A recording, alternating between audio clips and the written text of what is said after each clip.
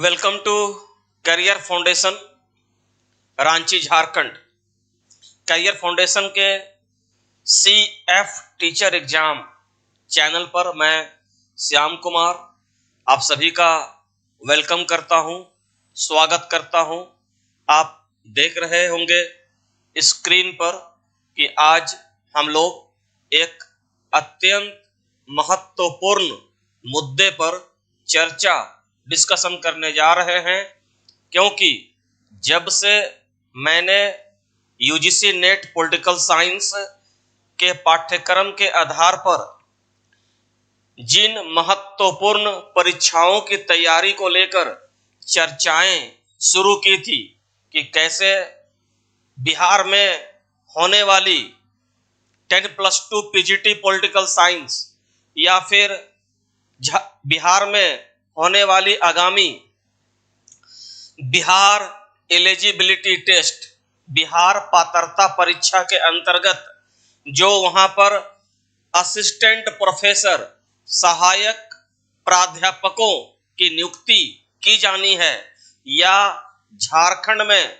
2404 पदों पर जो जेट के अंतर्गत यानी कि झारखंड पात्रता परीक्षा के अंतर्गत जो लेक्चरशिप या असिस्टेंट प्रोफेसर की परीक्षा होने वाली है, उसकी तैयारी में जो लोग लगे हुए हैं, ऐसे स्टूडेंट्स ने डिस्कशन के दौरान और हमारे करियर फाउंडेशन के मैनेजमेंट से संपर्क करके बहुत सारे सवाल उठाएं।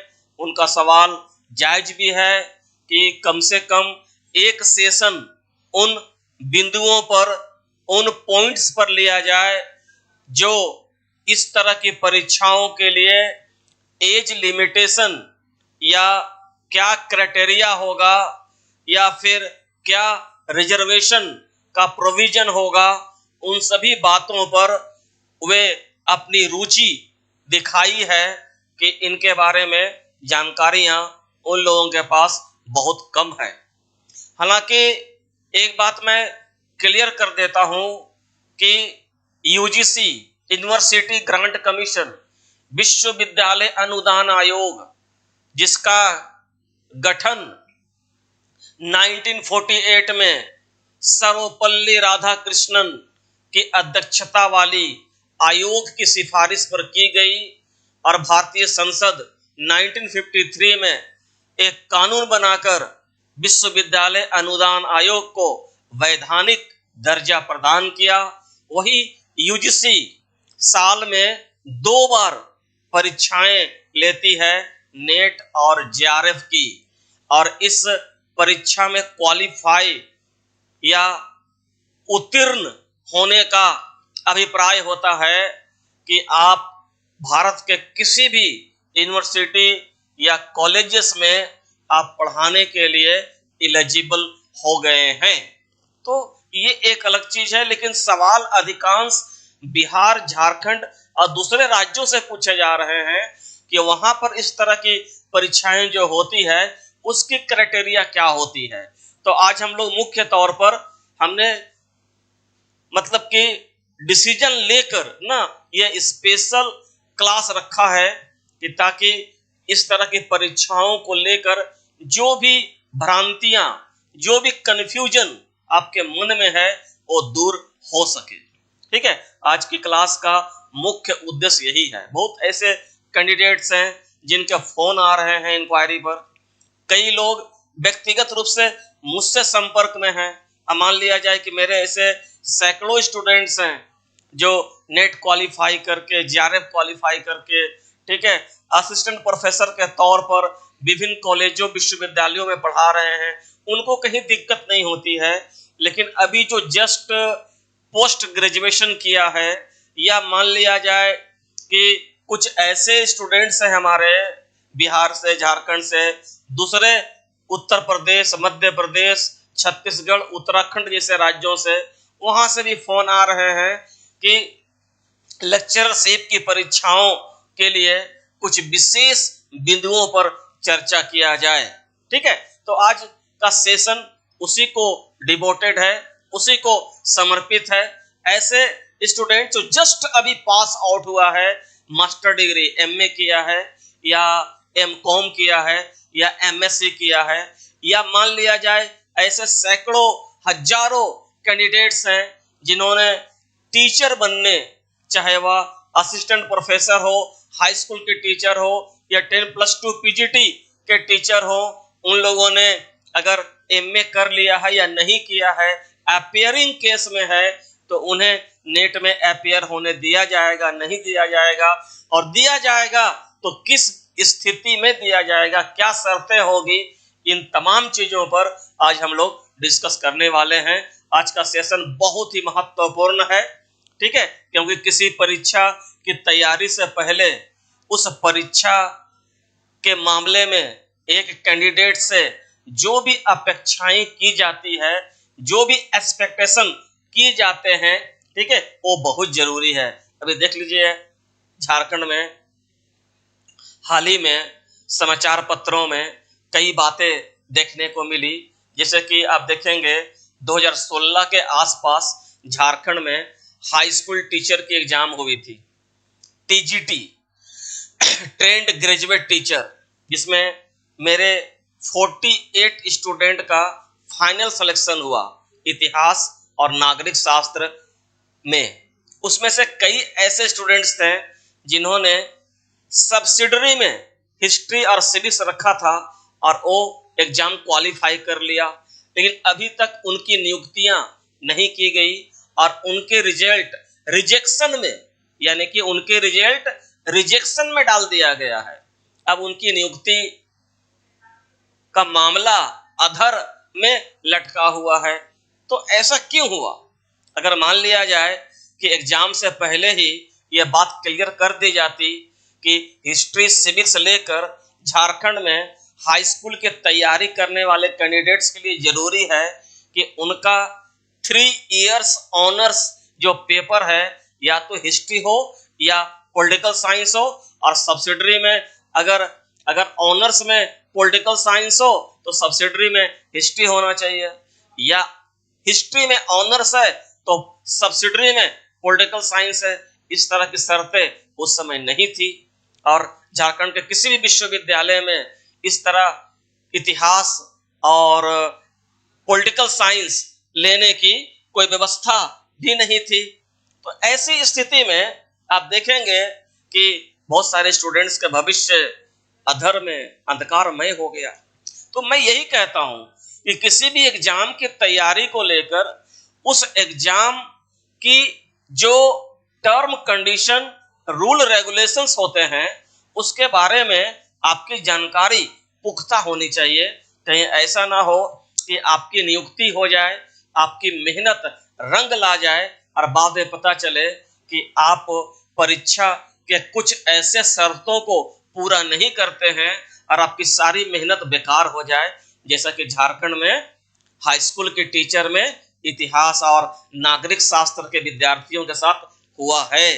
ठीक है, इसी पर आज हम लोग डिस्कस करेंगे, लेकिन हमारा मुख्य उद्देश्य असिस्टेंट प्रोफेसर की तैयारी करने वाले, आप देख लीजिए लिखा हुआ है यूजीसी नेट जेआरएफ और 10+2 पीजीटी, झारखंड बिहार में होने वाले असिस्टेंट प्रोफेसर, झारखंड में होने वाला जेट और बिहार में होने वाला बेट। हालांकि मैं पॉलिटिकल साइंस का एज एक्सपर्ट फैकल्टी हूं और पिछले 14 वर्षों से इस फील्ड में पढ़ा रहा हूं, इसलिए मैंने लिखा है पॉलिटिकल साइंस। लेकिन आज का सेशन सभी विषयों के लिए है, चाहे उनका विषय पॉलिटिकल साइंस हो, हिस्ट्री हो, सोशियोलॉजी हो, एंथ्रोपोलॉजी हो, कॉमर्स हो, अकाउंटेंसी हो, एमबीए हो, एमबीए हो, एमबीबीएस हो, बीटेक 4 इयर्स कोर्स हो, सब हो जो यूजीसी नेट या सीएसआईआर एग्जाम में अपीयर होके असिस्टेंट प्रोफेसर बनकर देश के विभिन्न कॉलेजों विश्वविद्यालयों में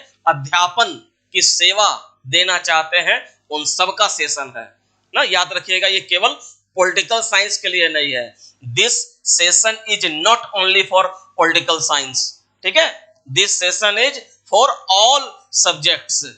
ठीक है, जिस सब्जेक्ट्स को लेकर आप असिस्टेंट प्रोफेसर बनना चाहते हैं और उसी दिशा में तैयारी कर रहे हैं। इसके लिए आप हमारे ऑफिस का नंबर है 7070802888 पर इंक्वायरी करके विभिन्न इस तरह की सारे परीक्षाओं के संबंध में महत्वपूर्ण जानकारियां ले सकते हैं। अगर व्यक्तिगत रूप से भी मुझे बात करनी है तो हमारे इस ऑफिस नंबर में कांटेक्ट करके आप कहेंगे कि श्याम सर से बात करवा दीजिए, ठीक है, तो ऑफिस से भी मुझे बात करा दिया जाएगा। ठीक है, आगे आते हैं हम लोग और सीधे आते हैं डिस्कशन पर।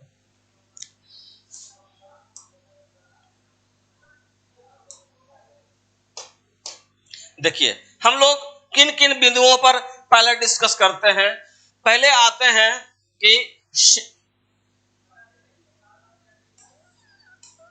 यूजीसी नेट प्लस, पहले इस पर बात कर लेते हैं, क्योंकि कोई भी स्टेट अगर अपने यहां लेक्चरशिप या फिर असिस्टेंट प्रोफेसर की बहाली के लिए वैकेंसी निकालती है तो वो इसी को फॉलो करती है।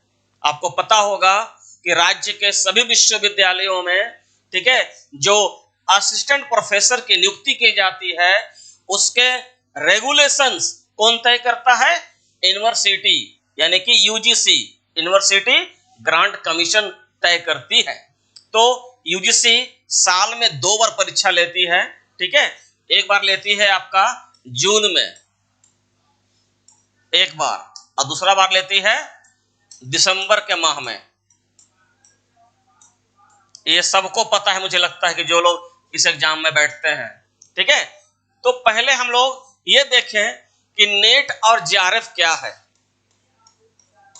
इसका मतलब होता है नेशनल एलिजिबिलिटी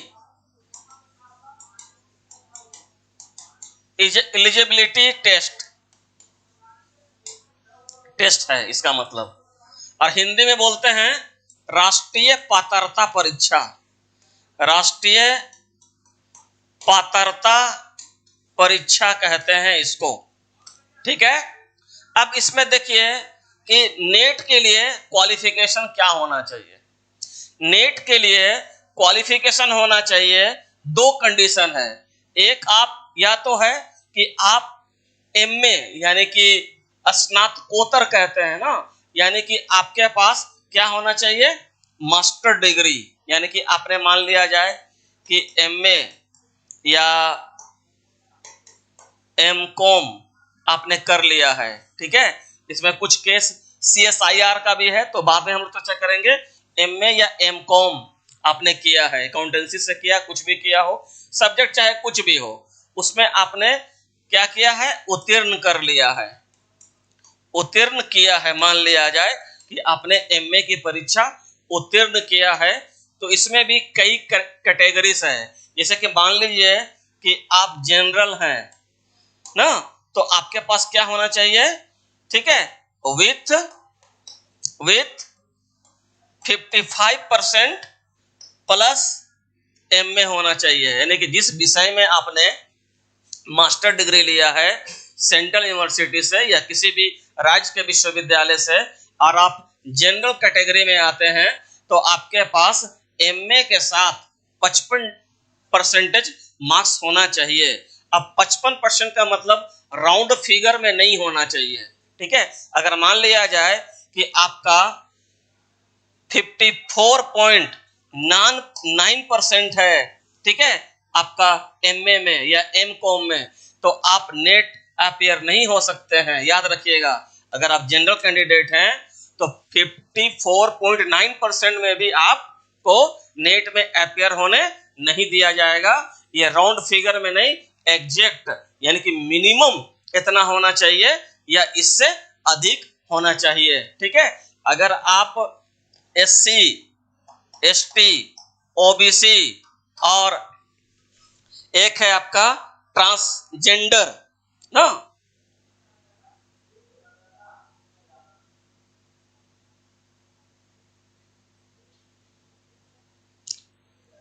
ठीक है, एक होता है ट्रांसजेंडर, माने कि जो ट्रांसजेंडर है ना, ये तीनों में लागू होता है, एसटी, एससी, ओबीसी और ट्रांसजेंडर लिख सकते हैं। ट्रांसजेंडर ना, ये तीनों में क्या है कि 50% प्लस एमए होना चाहिए।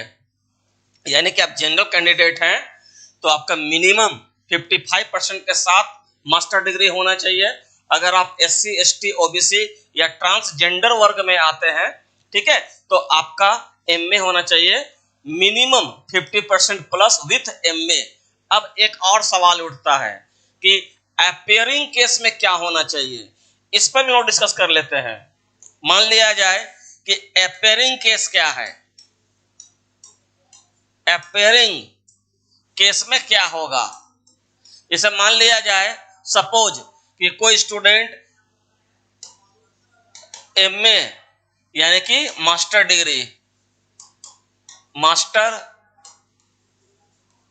डिग्री के अपेयरिंग केस में है, यानी कि उन्होंने एग्जाम दिया है लेकिन अभी तक एग्जाम का रिजल्ट नहीं आया है, ठीक है। तो वो लड़का क्या करेगा कि यूजीसी नेट के लिए, ठीक है, वो क्या होगा, एलिजिबल होगा यानी कि योग्य होगा। यानी कि ऐसा स्टूडेंट जो एमए यानी कि मास्टर डिग्री का एग्जाम दिया है और अभी तक उसका फाइनल रिजल्ट नहीं आया है, वो भी यूजीसी के नेट की परीक्षा में अपेयर हो सकता है। लेकिन शर्त एक इसमें यह है कि जिस दिन वो नेट क्वालिफाई कर जाएगा उस दिन, उस डेट में उसके पास मास्टर डिग्री माने कि पास किया हुआ उसके पास मार्कशीट होना चाहिए, ठीक है। अब देखिए एक और इंपॉर्टेंट डिस्कशन इसमें करेंगे कि मान लिया जाए कि आप यूजीसी नेट उत्तीर्ण कर लेते हैं तो क्या होगा। सपोज यू हैव क्वालिफाइड ना नेट नेशनल एलिजिबिलिटी टेस्ट, तब क्या होगा। एक चीज हमेशा याद रखिएगा कि यूजीसी जो नेट की परीक्षा लेती है वो राष्ट्रीय पात्रता परीक्षा है। आपको डायरेक्ट असिस्टेंट प्रोफेसर नहीं बना दिया जाएगा, ठीक है। आप नेट क्वालिफाई करने का मतलब होता है कि आप अगर नेट क्वालिफाई कर गए हैं तो आप इंडिया भारत के किसी भी विश्वविद्यालय, चाहे वह राज्य सरकार द्वारा संचालित विश्वविद्यालय कॉलेज हो या केंद्रीय विश्वविद्यालय हो, वहां पर आप एज ए असिस्टेंट प्रोफेसर के तौर पर पढ़ाने के लिए योग्य हो जाते हैं, एलिजिबल हो जाते हैं। आप नेट क्वालिफाई करते हैं तो इसका मतलब है कि आप असिस्टेंट प्रोफेसर में क्वालिफाइड लिखिए, क्वालिफाइड। ये देखिए रिजल्ट, जब रिजल्ट आएगा ना, जब आप नेट क्वालिफाई कर जाएंगे आपका रिजल्ट में आएगा नेट के बारे में कि असिस्टेंट प्रोफेसर क्वालिफाइड, यानी कि आप असिस्टेंट प्रोफेसर के लिए क्वालिफाई कर गए हैं, ठीक है। इसी आधार पर यानी कि नेट क्वालिफाई करने के आधार पर आप भारत के किसी भी यूनिवर्सिटी कॉलेज में एक असिस्टेंट प्रोफेसर के तौर पर पढ़ाने के लिए आवेदन दे सकते हैं। तो ये नेट का मामला हुआ। मैंने चीज लिखा था नेट के बगल में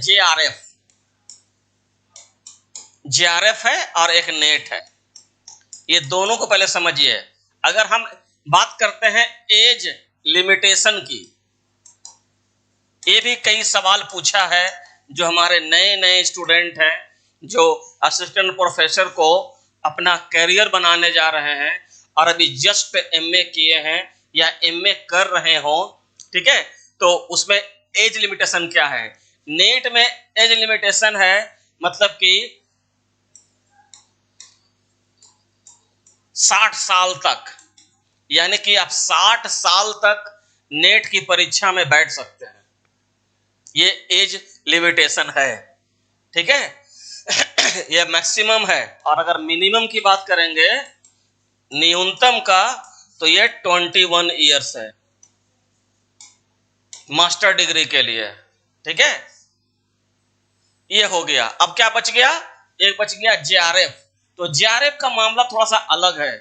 जेआरएफ का मतलब होता है जूनियर रिसर्च फेलोशिप।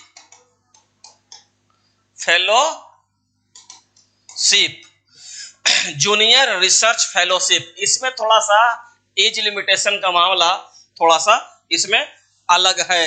इसमें क्या है,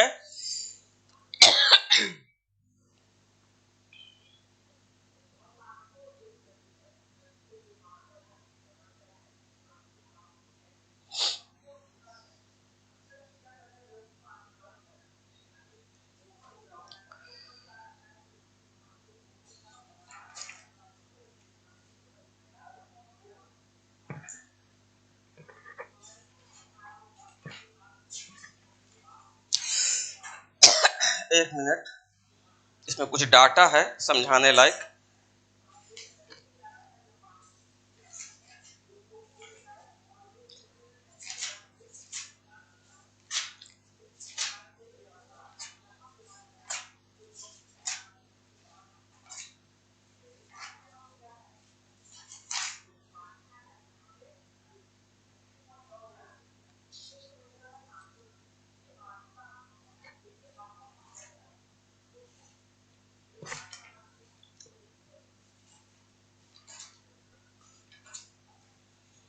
ठीक है, अब आते हैं जेआरएफ।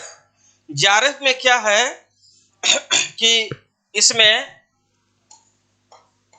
जनरल कैंडिडेट के लिए 30 वर्ष से अधिक नहीं होना चाहिए। यानी कि आप अगर जेआरएफ के लिए तैयारी कर रहे हैं, एक चीज याद रखिएगा, जेआरएफ और नेट के परीक्षा का पैटर्न और पूछे जाने वाले क्वेश्चन सेम होते हैं, अलग अलग नहीं होते हैं। ठीक है, लेकिन आपको जेआरएफ तभी मिलेगा, नेट अगर नहीं मिलता है और जेआरएफ मिलता है तो नेट से कुछ अधिक नंबर जेआरएफ के लिए लाना पड़ता है, और ये तय होता है यूजीसी के द्वारा कि कितने नंबर पे जेआरएफ होने की संभावना है। लेकिन जेआरएफ के लिए क्या है कि जनरल कंडीशन के लिए या जनरल कैंडिडेट के लिए उसकी उम्र 30 साल से ज्यादा नहीं होना चाहिए। किसके लिए? जेआरएफ के लिए होना चाहिए। लेकिन अगर वो कैंडिडेट एससी है, यानी कि अनुसूचित जाति है, या फिर अनुसूचित जनजाति है, या ओबीसी है, या आप बोलिए ट्रांसजेंडर है, सॉरी ट्रांसजेंडर है, ट्रांसजेंडर है, तो ऐसी स्थिति में ऐसे कैंडिडेट के लिए अगर वो जेआरएफ क्वालिफाई करता है तो उसके लिए जो एज लिमिटेशन है तो 5 साल का छूट है ना। क्या है? 5 वर्ष की छूट है, 5 वर्ष की छूट दी गई है, यानी कि 30 + 5 = 35 वर्ष। ठीक है, इसमें याद रखिएगा कि इसमें फीमेल भी है ना, महिला, फीमेल, चाहे वह एससी हो, एसटी हो, ओबीसी हो, ट्रांसजेंडर हो या फीमेल हो, तो उसको 5 वर्ष यानी कि उनका एज लिमिटेशन जो है 35 वर्ष से अधिक नहीं होना चाहिए। किसके लिए? जेआरएफ के लिए। अब हमने ये देखा कि नेट क्वालिफाई करने के बाद हम बनते क्या हैं?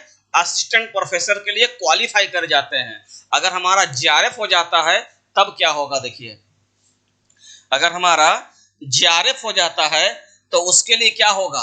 मान लिया जाए कि ए एक कैंडिडेट है ना, एंड और ये क्या किया है कि जेआरएफ क्वालिफाई कर गया है, क्वालिफाई कर गया है। तो अब क्या होगा? इसको क्या होगा कि यूजीसी ना, इसको क्या करने के लिए यूजीसी इसे किसी टॉपिक पर शोध, इसको बोलते हैं शोध यानी कि रिसर्च रिसर्च करने के लिए 2 वर्ष से 5 वर्ष तक क्या होगा, लगभग मैं एग्जैक्ट नहीं बता रहा हूं, लगभग 35,000 रुपया प्रति माह देती है। यानी कि जो लोग जेआरएफ क्वालिफाई करते हैं ना, उनको किसी एक विशिष्ट टॉपिक पर रिसर्च करने के लिए, शोध करने के लिए 5 वर्ष तक ना 35,000 रुपया प्रति माह यूजीसी देती है, ताकि वह रिसर्च करे। जैसे ही जेआरएफ क्वालिफाई करने वाला अपना फाइनल रिसर्च, ठीक है, सबमिट करता है, तो उसको क्या हो जाता है, पीएचडी की डिग्री मिल जाती है। डिग्री मिल जाती है। किसको मिल जाती है? जो जेआरएफ करके अपना रिसर्च पूरा कर लेता है, वो ऑटोमेटिक डॉक्टरेट हो जाता है, वो अपने नाम के आगे डॉक्टर लिख सकता है। ठीक है, तो ये हुआ जेआरएफ की कहानी।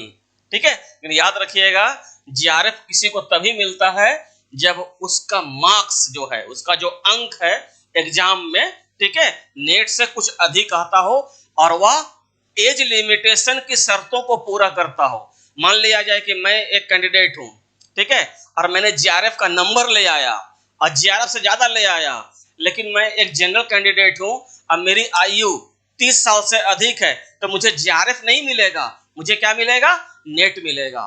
तो आयु या एज लिमिटेशन की शर्तें पूरा करना जेआरएफ के लिए बहुत जरूरी है। चलिए आगे आते हैं। एक क्वेश्चन कई लोगों ने पूछा नेगेटिव मार्किंग के मामले में। नेगेटिव मार्किंग यानी कि ऋणात्मक अंक का प्रावधान नेट जेआरएफ में है कि नहीं, नेट में और जेआरएफ में है कि नहीं। तो आप कंफर्म हो जाइए कि यूजीसी एनटीए द्वारा आयोजित नेट और जेआरएफ के परीक्षा में ऋणात्मक जो मार्किंग होता है, नेगेटिव जो मार्किंग होता है, उसका प्रावधान नहीं है। कोई नेगेटिव मार्किंग का प्रावधान नहीं होता है। ठीक है, क्लियर है। अब आते हैं हम लोग कि पेपर पर यानी कि प्रश्न पत्र पर क्वेश्चन पेपर पर अगर हम बात करें यूजीसी नेट और जेआरएफ की, ठीक है, तो इसका दो पेपर होता है। एक को बोलते हैं फर्स्ट पेपर, एक होता है फर्स्ट पेपर। इसमें टोटल प्रश्नों की संख्या होती है 50, लेकिन मार्क्स होता है 100। ठीक है, यानी कि एक क्वेश्चन का 2 नंबर होता है। ठीक है, और ये क्वालिफाइंग नहीं है, ये जो नंबर आप लाते हैं ना, ठीक है, वो क्या होता है, मेरिट लिस्ट में ऐड होता है। मेरिट लिस्ट में ऐड होता है, यानी कि फर्स्ट पेपर में लाए गए मार्क्स आपके मेरिट लिस्ट में जोड़े जाएंगे। तो फर्स्ट पेपर भी आपके लिए बहुत इंपॉर्टेंट है। ठीक है, इसके लिए एक न्यूनतम अंक भी कोटा के तौर पे है कि उतना आपको लाना होगा। ठीक है, अब देखिए कि ये पेपर क्या चीज का है। इस पेपर को बोलते हैं टीचिंग एप्टीट्यूड, एप्टीट्यूड पेपर कहते हैं। ये 10 खंडों में बटा हुआ है। ठीक है, इसमें आपका टीचिंग एप्टीट्यूड है, रिसर्च एप्टीट्यूड है, संचार है, पर्यावरण है। ठीक है, इसके अलावे हायर एजुकेशन, भारत में उच्च शिक्षा है। ठीक है, ये सारे टॉपिक्स यहां पढ़ने हैं आपको। सेकेंड पेपर जो है वो आपका वैकल्पिक विषय है, इसको बोलते हैं ऐच्छिक विषय। और ये विषय वही होगा जिसमें आपने एमए या एमकॉम किया है। इसमें वही सब्जेक्ट आपको लेना है जिसमें आपने ना मास्टर डिग्री लिया है। ठीक है। जैसे मान लिया जाए कि आपने लिया है पॉलिटिकल साइंस, राजनीति विज्ञान लिया है, तो ये आपका हो गया सेकंड पेपर। इसमें क्या होगा, इसमें टोटल जो क्वेश्चंस होगा वो होगा 100 क्वेश्चंस होंगे, लेकिन जो मार्क्स होगा और 200 होगा। याद रखिएगा 100 क्वेश्चंस पूछे जाएंगे लेकिन मार्क्स 200 होगा। अब कैसे बनेगा मेरिट लिस्ट, मैं एग्जांपल दे रहा हूं कैसे बनता है मेरिट लिस्ट ना, how to make merit list, यानी कि मेरिट लिस्ट कैसे बनता है, यह भी क्वेश्चन पूछा गया है। कैसे बनता है यूजीसी नेट में, कैसे बनता है। जैसे मान लिया जाए कि कोई एक कैंडिडेट है, ठीक है। उसने क्या किया कि उसने मान लिया जाए कि फर्स्ट पेपर में ना 25 क्वेश्चन सही किया, तो 25 गुना 2 बराबर वो कितना मार्क्स ले आया, 50 ले आया फर्स्ट पेपर में। मान लिया जाए कि उसका जो सेकंड पेपर है जिसमें उन्होंने एमए किया है, ठीक है, वो पॉलिटिकल साइंस हो, इतिहास हो या एंथ्रोपोलॉजी हो, सोशियोलॉजी हो, ठीक है, जो भी हो, तो इसमें मान लिया जाए कि 100 क्वेश्चन है, लेकिन उसने अटेम्प्ट किया कितना, मान लीजिए कि उन्होंने 58 क्वेश्चन अटेम्प्ट किया, मैंने कि उनका 50 क्वेश्चन सही हो गया, तो 58 गुना 2, क्योंकि प्रत्येक क्वेश्चन 2 अंक का है, 2 8 16, 2 5 10 और 1 11, तो उसका सेकंड पेपर में कितना नंबर आया, 116 आया, ठीक है। तो 116 अब 50 को जोड़ दीजिए, 6 5 4 6 166 नंबर आया। टोटल उसका नंबर कितना आया, 166, नहीं सॉरी 116, हाँ ठीक है 166 आया। और टोटल मार्क्स कितना है आपका, फर्स्ट पेपर में कितना है 100 और सेकंड पेपर में 200 बराबर 300। अब इस 300 के आधार पर 166 के आधार पर आप परसेंटेज निकाल लीजिए, ठीक है। मोटा मोटी मैं जो एग्जांपल दे रहा हूं, जनरली एक जनरल कैंडिडेट इतना बना के नेट क्वालिफाई कर जाता है, ठीक है।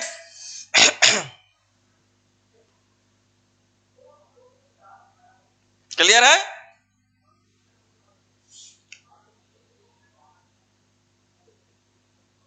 अब तो कोई क्वेश्चन अगर होगा तो भी आप पूछ सकते हैं। अब मैं कल की स्पेशल क्लास में प्रयास करूंगा कि बिहार में अगस्त महीने में जो पीजीटी 10+2 और असिस्टेंट प्रोफेसर के लिए जो परीक्षाओं की बातें चल रही है और वैकेंसी आने वाली है और सरकार ने घोषणा कर दी है कि अगस्त तक एग्जाम हो जाएगी, उसमें पॉलिटिकल साइंस की तैयारी कैसे करें उस पर हम लोग कल डिस्कस करेंगे। Thank you. आपके कमेंट, आपके क्वेश्चन का मैं वेट करूंगा, ठीक है।